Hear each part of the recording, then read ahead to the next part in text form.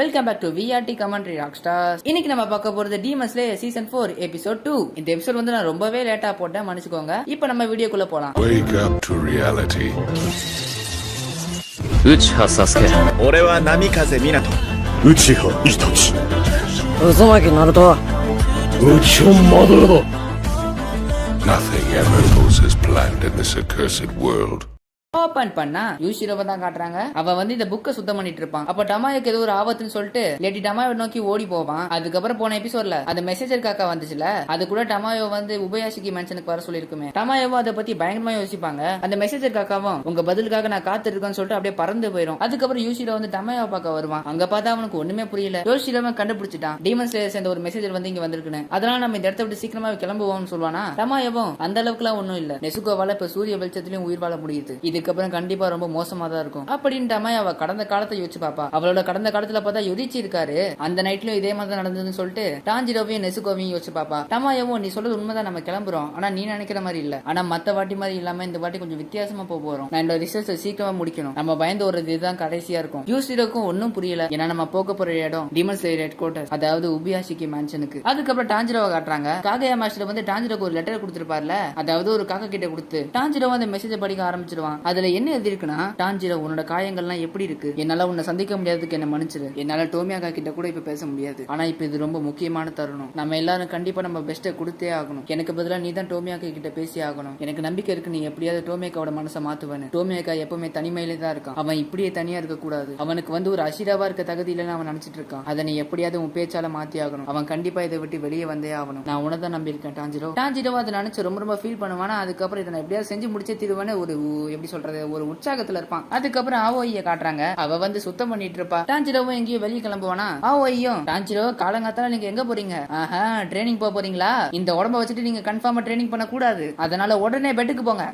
இருமா, நான் ட்ரைனிங்க்குலாம் போல, அதுக்கு முன்னாடி எனக்கு ஒரு சின்ன வேலை இருக்கு. ஆவோயும் சரியா அப்படின்னா ஓகேன்னு சொல்லிட்டு அப்படியே கிளம்புவாளா. அதுக்கப்புறம் டாஞ்சிரோவும் ஆவோயை கூப்பிட்டு உங்ககிட்ட ஒரு டவுட் கேட்கணும்னு சொல்லிட்டு உட்கார வைப்பான். டாஞ்சிரோவும் எனக்கு தெரிஞ்ச ஒருத்தவங்க எப்பவுமே தனியா தான் இருக்காங்க, நான் எப்படி அவங்களுக்கு சொல்லி புரிய வைக்கிறது, நீ ஒன்னும் தனியா இல்ல, நாங்க எல்லாரும் உங்க கூட இருக்கோம்னு. ஆவோயும் எனக்கே அதை பத்தி எப்படி சொல்லணும்னு தெரியல, ஆனா எனக்கு தெரிஞ்சு நீங்க முதல்ல அவரை வந்து நல்லா சீர பண்ணணும், அவங்களை எப்படியாவது சமாதானப்படுத்த ட்ரை பண்ணுங்க. ஆவோயும் அதுக்கப்புறம் டாஞ்சிரோ பார்த்து நீங்க என்ன இப்பவே கிளம்புறீங்களா? டாஞ்சிரோவும் ஆமாம்பா. ஆவோயும் சரி ஒரு நிமிஷம் வெயிட் பண்ணுங்கன்னு சாப்பாடு டாஞ்சிரோக்கு எடுத்து கொடுப்பா. என்னதான் நீங்க இப்போ ஒரு சமாதானப்படுத்த போனாலும் உங்க உடம்பு உங்க மைண்ட் ரொம்ப முக்கியம், அதனால உங்க ஹெல்த்தை பாத்துக்கிறது ரொம்ப சாப்பிடுங்க. அது மட்டும் இல்லாம நீங்க ஒருத்தவங்களை மீட் பண்ண போறீங்களா, அவங்களுக்கும் இதை கொடுங்க, அவங்களுக்கு அப்பவே கொஞ்சம் நிம்மதியா இருக்கும். டாஞ்சிரோவும் தேங்க்யூன்னு சொல்லிட்டு அப்படியே கிளம்பிடுவான். அதுக்கப்புறம் டாஞ்சிரோ டோமியாக்காவோட வீடோட வாசல்ல நின்னு ஹலோ யாராவது இருக்கீங்களா, டோமியாக்கா நான் தான் டாஞ்சிரோ அப்படின்னு வெளியே டாஞ்சிரோ கத்திக்கிட்டே இருப்பான். டோமியாக்காவை பார்த்தா அவர் சைலண்டா உட்காந்துட்டு இருப்பாரு. ஆனா டாஞ்சிரோ கத்துறது வெறும் ஒண்ணு கண்டுக்கிற மாதிரி இல்ல. அதுக்கப்புறம் டாஞ்சிரோ சரி நான் உள்ள வரேன்னு சொல்லிட்டு அப்படியே கத்துவானா. அப்பதான் ஆளு கண்ணு முழிப்பாரு. என்னது உள்ள வரானா கத்துனா, இல்ல அப்படி இருக்காது, அவன் இந்த இடத்த விட்டு போறேன்னு சொல்லிப்பான் போல, எனக்கு தான் தப்பா கேட்டிருக்கு அப்படின்னு டோமியாக்கா மறுபடியும் அமைதியாக ட்ரை பண்ணுவாரு.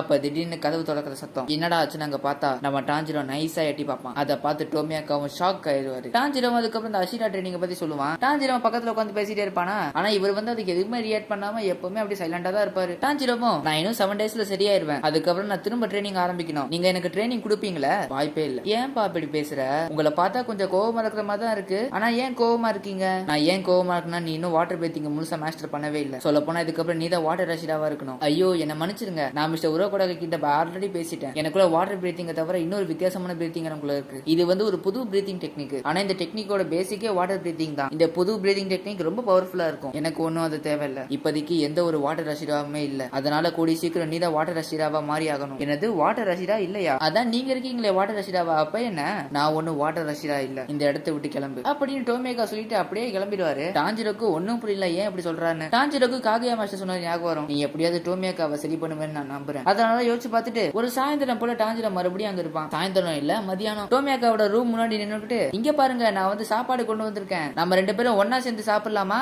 நீங்க வயிறே சாப்பிட்டா நீங்க ரொம்ப சில்லுன்னு ஆவீங்க. ஆனா டோமியாக்கா கிட்ட இருந்து ஒரு ரெஸ்பான்ஸ் வராது. டாஞ்சிரோவும் சரி நான் இங்க வச்சுட்டு போறேன்னு சொல்லிட்டு அப்படியே கிளம்புவான். அதுக்கப்புறம் ராத்திரி ஆயிரும். டோமியாக்காவும் அவரோட வீட்டோட கதவை திறந்து பார்த்தா டாஞ்சிரோ உள்ள படுத்துட்டு இருப்பான். ஒரு வில்லை நீங்க திரும்ப வந்துட்டீங்களா, நல்ல வில்லை நான் கொடுத்தா நீங்க சாப்பிட்டீங்க, இல்லன்னா அது கெட்டு போயிருக்கும். டாஞ்சிரோவை பார்த்து டோமியாக்காவும் அப்படியே கிளம்பிடுவாரு. ஆனா டாஞ்சிரோ விடுற மாதிரி இல்ல. டாஞ்சிரோ டோமியாக்கா பின்னாடி போயிட்டு நீங்க என்ன இப்ப மிஷின்ல இருக்கீங்களா, இல்ல இந்த இடத்த கண்காணிச்சு பாதுகாக்கிறீங்களா, நீங்க ஒண்ணு தனியா இல்ல, நானும் உங்க கூடவே இருக்கேன், இந்த இடத்துல டீமனே இல்ல, ரொம்ப நல்லதா போச்சு, தயவு செஞ்சு என்ன ட்ரெயின் பண்ணுங்களேன் ப்ளீஸ். அதுக்கப்புறம் காலையில ஆயிரும். சொன்னதும் டான்ஜிரோ இன்னும் அதை விடவே இல்ல. நீங்க எப்பதான் ட்ரைனிங் சீசனுக்கு வருவீங்க? டான்ஜிரோ அப்படி கத்திக்கிட்டே இருக்கிறதால டோமியாக்காக்கு தூக்கமே வரல. அவரோட கண்ணை பார்த்தா டார்க் சர்க்கிளே இருக்கும். அதுக்கப்புறம் சாப்பிடும் போதும் டான்ஜிரோ கூடவே இருப்பான், தியானம் பண்ணும் போதும் கூடவே இருப்பான், ஏன் குளிக்கும் போது கூட ஜன்னல்ல இருந்து எட்டி பாக்குறான். அப்படின்னு இந்த நாள் அப்படியே ஓடிடுது. காலங்கத்தா டான்ஜிரோ திரும்ப அதே இடத்துல தான் இருப்பான். டோமியாக்காவும் டான்ஜிரோவை பார்த்துட்டு இவனை இப்படியே விட்டா என் வாழ்க்கை முழுக்க இப்படின்னு தொல்லை பண்ணுவான் போலயே, இவன் இனிமே என் பின்னாடி வரக்கூடாதுன்னா கண்டிப்பா நான் இவன் கிட்ட பேசியே ஆகணும் அப்படின்னு இவங்க ரெண்டு பேரும் ஏதோ ஒரு இடத்துக்கு போயிட்டே இருப்பாங்க. டோமியாக்காவும் அதுக்கப்புறம் ஒரு பெருமூச்சை விட்டு, உண்மை என்னன்னா நான் வந்து ஃபைனல் செலக்ஷன்ல பாஸ் ஆகல. ஃபைனல் செலக்ஷனா? அந்த விஸ்டேரியா ஃபைனல் செலக்ஷன் தானே? ஆமா, அங்கதான். இதுக்கு முன்னாடி என்ன மாதிரியே ஒருத்தன் டீமன்ஸால குடும்பத்தை இழந்த ஒருத்தன் தான். அவன் பேரு சபிட்டோ. நான் செலக்ஷனோட அவன் கூட தான் போனேன். அவன் முடி பார்க்க பிங்க் கலர்ல இருக்கும். எங்களுக்கு 13 வயசு இருக்கும்போது நாங்க ரெண்டு பேரும் ரொம்ப நல்ல ஃப்ரெண்ட்ஸ் ஆயிட்டோம். ஏன்னா நாங்க ரெண்டு பேருமே ஒரே வயசு, அது மட்டும் இல்லாம அம்மா அப்பாவை இழந்தவங்க. எங்க ரெண்டு பேராலையும் ஒருத்தவங்களை நல்லாவே புரிஞ்சுக்க முடிஞ்சது. சபிட்டோ ரொம்ப ரொம்ப ஸ்ட்ராங் ஆனவன். அந்த வருஷத்தோட செலக்ஷன்ல நிறைய பேர் கலந்துக்கிட்டாங்க. அந்த செலக்ஷன்ல சபிட்டோ மட்டும் தான் இறந்து போனான். அவன் கிட்டத்தட்ட ஒருத்தாலே எல்லா டீமன்ஸையும் கொண்டுட்டான். அதனால எல்லாரும் பாஸ் ஆயிட்டாங்க. அந்த செலக்ஷன் ஆரம்பிச்ச உடனே நான் ரொம்ப காயப்பட்டேன். கிட்டத்தட்ட நான் சாகுற நிலைமைக்கு போயிட்டேன். ஆனா அப்ப சபிட்டோ என்ன மட்டும் இல்லாம எல்லாரையும் காப்பாத்திட்டான். சபிட்டோவும் அதுக்கப்புறம் டோமியாக்காவை நல்லா பாத்துக்கிட்டு உனக்கு ஒன்னும் ஆகலன்னு கேட்பான். அதுக்கப்புறம் அதுக்கு பக்கத்துல ஒரு இடத்துல பார்த்தா ஒரு பெரிய பல கையை வச்சுட்டு மரமறு டீமன் இருக்கும்ல,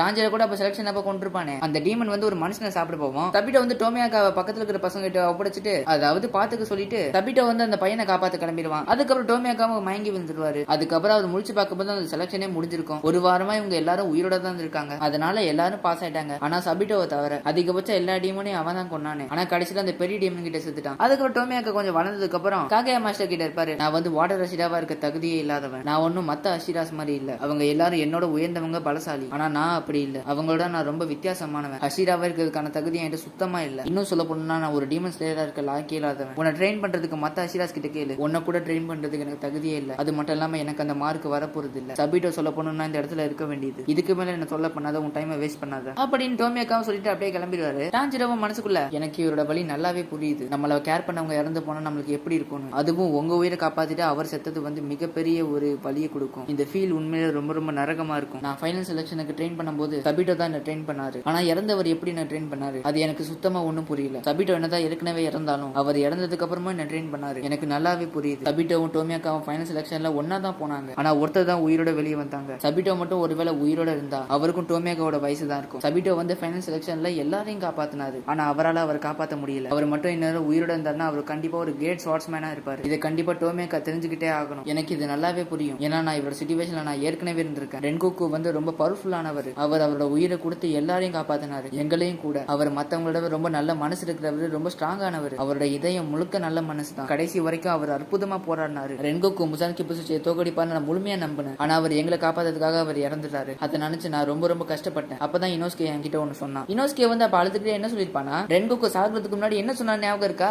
அவர் ஒன்ன நம்புறேன்னு சொன்னாரு. ரென்கோக்கு வந்து அவரோட முழு நம்பிக்கையும் ஊமையில வச்சிருக்காரு டான்ஜிரோ. அவரால் முடியலனாலும் ஒன்னு நம்பி இருக்காரு. நீ அதை எப்படி மறக்கலாம்? இனோஸ்கே வந்து டான்ஜிரோ கிட்ட அதை முன்னாடி சொல்லிருப்பான்ல. இந்த விஷயத்தை தான் இப்ப டான்ஜிரோ வந்து டோமியாக்கா கிட்ட சொல்ல போறான். டான்ஜிரோவும் அழுதுகிட்டே டோமியாக்கா கூப்பிடுவான். ஆனா அவர் கண்டுக்காம அவர் பாட்டுக்கு போயிட்டே இருப்பாரு. அதுக்கப்புறம் டான்ஜிரோ கத்திக்கிட்டே சொல்லுவான், சபிட்டோ வந்து அவரோட பொறுப்பை உங்ககிட்ட கொடுத்திருக்காரு. அவர் உங்களை நம்பிட்டு தான் இறந்திருக்காரு அப்படின்னு டான்ஜிரோ சொன்னதுக்கு அப்புறம் டோமியாக்கா அதை கேட்டு ஷாக் ஆயிடுவாரு. அதுக்கப்புறம் தான் டோமியாக்கா பிளாஷ்பேக்ல ஒன்னு யோசிச்சு பாப்பாரு. அதுல என்னன்னா சபிட்டோ வந்து டோமியாக்காவை சொல்லுன்னு ஒரு ஆள விட்டுருப்பான். சபிட்டோவும் நீ என்கிட்ட திரும்ப இன்னொரு வாட்டி நீ சாக போறேன்னு என்ன சொல்லாத. அதுக்கப்புறம் நம்ம இதுக்கப்புறம் ஃப்ரெண்ட்ஸாவே இருக்க மாட்டோம். உன்னோட அக்கா வந்து மறுநாள் கல்யாணம் ஆக வேண்டியவங்க. ஆனா அவங்க உன்னோட உயிரை காப்பாத்துறதுக்காக ஒரு டீமன் கிட்ட மாட்டி அவங்க இறந்துட்டாங்க. நீ அவங்களோட தம்பி, அவங்களோட சாவை கொச்சப்படுத்தாத. நீ கண்டிப்பா உயிரோட இருந்தே ஆகணும். உன்னோட அக்கா அவங்க உயிரை கொடுத்து உன்னை காப்பாத்திருக்காங்க. அதுக்காகவாது நீ உயிரோட இருந்தே ஆகணும். அவங்க மட்டும் இல்லாம நானும் உன்னை நம்புறேன். அவங்களோட குறிக்கோள் ஊக்கிட்ட இருக்கு அப்படின்னு சபிட்டோ ஒரு நாள் டோமியாக்கா பார்த்து சொல்லியிருப்பாரு. அதை டோமியாக்கா யோசிச்சு பார்த்துட்டு எனக்கு திடீர்னு இப்பதான் அது ஞாபகம் வந்துச்சு. அன்னைக்கு சபிட்டோ என்ன அரைஞ்சு இதெல்லாம் என்கிட்ட சொன்னான். இதை நான் எப்படி மறந்தேன்? நான் மறந்ததுக்கு காரணம் என்னோட அழுகை தான். முழுக்க முழுக்க அந்த அழுகையில இருந்ததால நான் அதை எல்லாத்தையும் மறந்துட்டேன். எனக்கு மட்டும் இது எப்பயோ ஞாபகத்துல இருந்துச்சுன்னா கண்டிப்பா நான் இந்த மாதிரி இருந்திருக்க மாட்டேன். என்னோட அக்கா அதுக்கப்புறம் சபிட்டோ என்ன தயவு செஞ்சு மன்னிச்சிருங்க. டோமியாக்கா வந்து இவ்வளவு சோகமா இருக்கிறத பார்த்து டான்ஜிரோ ரொம்ப ரொம்ப ஷாக் ஆயிடுவான். ஏன்னா டோமியாக்கா இந்த அளவுக்கு ரியாக்ட் பண்ணுவார்னு டான்ஜிரோ சுத்தமா எதிர்பார்க்கவே இல்லை. அட பாவி, நான் என்ன பண்ணி தொலைச்சிட்டேன்? ஏன் இவர் இப்படி இருக்காரு? நான் இவரை இன்னும் டிப்ரெஷனுக்குள்ள கொண்டு போயிட்டேன் போல. காயத்துல உப்பு போட எப்படி எரியுமோ அந்த மாதிரி நான் பண்ணிட்டேன். இப்ப நான் என்னதான் பண்றது? பேசாம ஒரு சாப்பிடுற போட்டியை வச்சிடலாம். நான் ஒருவேளை ஜெயிச்சிட்டேனா அவர் அஷிரா ட்ரைனிங்ல கலந்துக்கணும், அவர் என்ன ட்ரெயின் பண்ணணும். அது மட்டும் இல்லாம அவர் இந்த டிப்ரெஷனை விட்டு வெளியே வரணும். இதுல கண்டிப்பா நான் தோக்கவே கூடாது. அப்படின்னு ஒருவேளை தோத்துட்டு அவர் திரும்ப இந்த மாதிரி டிப்ரெஷன்ல ஆயிடுவாரு. அந்த ஒரு கொடுமை நடக்க நான் விட மாட்டேன் அப்படின்னு டான்ஜிரோ சந்தோஷமா இருப்பான். டோமியாக்காவும் என்ன மன்னிச்சிரு டான்ஜிரோ, நான் அஷிரா ட்ரைனிங்ல கலந்துக்கிறேன்னு டோமியாக்கா சொல்ல வரும்போது நம்ம டான்ஜிரோ சும்மா இருக்க முடியாம நம்ம ரெண்டு பேருக்குள்ள சாப்பாடு போட்டி வச்சு பாத்துருவோமா?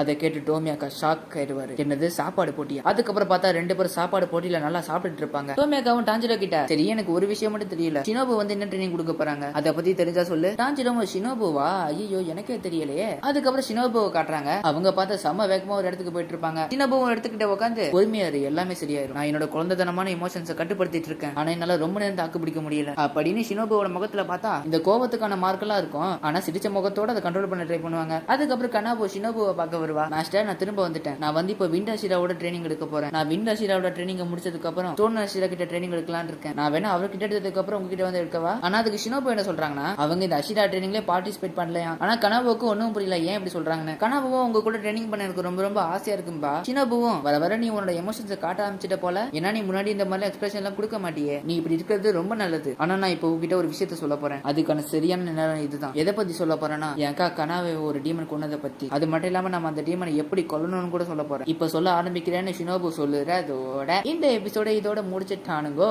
ஆல்ரெடி நான் இந்த எபிசோட ரொம்பவே லேட்டா போட்டேன். எபிசோட் 3 வந்து முடிஞ்சா இன்னைக்கே போட ட்ரை பண்றேன், இல்ல நாளைக்கு வந்துடும் கன்ஃபார்மா. சரி ஓகே, இந்த வீடியோ பிடிச்சா ஒரு எத்தனை லைக், ஒரு 500 லைக்ஸ் இல்ல ஒரு 300 போதுங்க, ஒரு 300 லைக்ஸ் தெரிக்க விடுங்க. இதுக்கப்புறம் அடுத்த வீடியோல பார்ப்போம். டிஸ்கிரிப்ஷன்ல வந்து இன்ஸ்டா இருக்கு, அங்க போயிட்டு மறக்காம ஃபாலோ பண்ணிக்கோங்க. இந்த வீடியோ பிடிச்சா லைக் பண்ணுங்க, நம்ம சேனல்ல பிடிச்சா மறக்காம சப்ஸ்கிரைப் பண்ணி வச்சுக்கோங்க. நீங்க ஒருவேளை சோகமா இல்ல டிப்ரெஷன்ல இருந்தீங்கன்னா நம்ம சேனல்ல இருக்கிற வீடியோ பாருங்க, கண்டிப்பா உங்க எல்லாரையும் ஜாலியாக்கி விட்டுரும். சரி ஓகே, பை பாய்.